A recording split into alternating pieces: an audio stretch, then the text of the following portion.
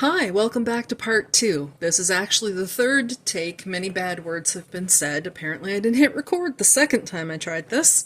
Anyway, we left off with the cuff, the ribbing, the 2x2, 2 knit, 2 purl, and you can see here it's all done.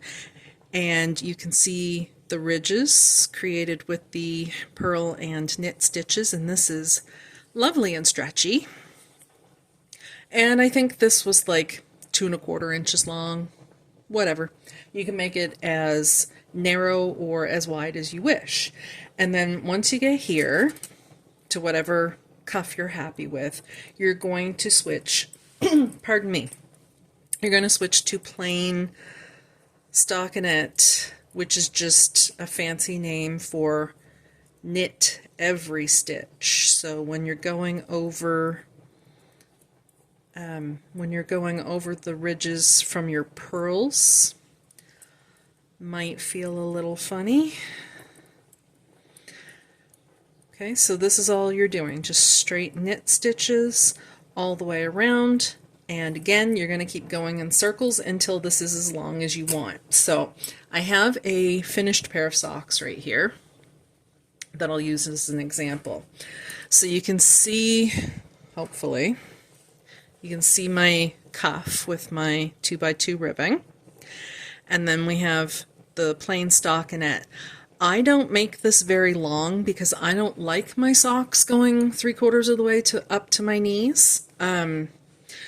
So however long, you need to think about how long you want your finished sock to actually be. When you knit to here, to the top of your heel flap, this would end the sock basically at the top of your ankle bone, and then your heel flap, this part right here, is roughly 2½ inches. So this would go from your ankle bone to the bottom of your heel, and then this part that you can see here would actually be where your foot sits flat on the ground. So depending on how long you want your finished sock to be will determine how much or what length of stockinette stitch that you knit. And again, remember, when we get to where we do the heel flap, that'll be video number 3 whenever I get there.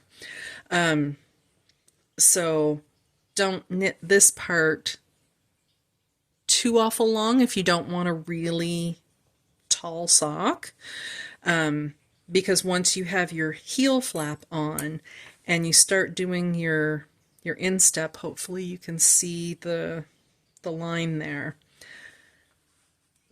Your heel flap will add to the total height of your sock. So like here my cuff is roughly 2½ inches.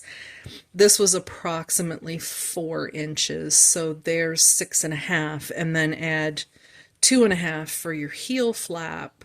So that's, what did I say? 6½ and 2½. This is Jill can't do math, so like this entire thing is probably close to 10 inches long.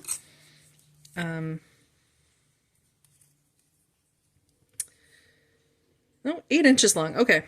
Really can't math. Okay. Oh, and I did do 4. And that is a little, yeah, almost 2½. Okay. Like I said, no rules and I don't measure or count or do anything else. So, yeah, just take that extra measurement into consideration and just knit this next section as long as you want it to be, because when you get to the end of this right here should be sitting at like the top of your ankle bone when you're actually wearing the sock. So I will be back with part 3 when I get to where I want to start my heel flap. Please keep in mind that I have a full-time job and a family, so don't have a whole lot of time to work on knitting, so it will be several days before I have hit the point where I'm ready to explain the heel flap. So until then, have fun!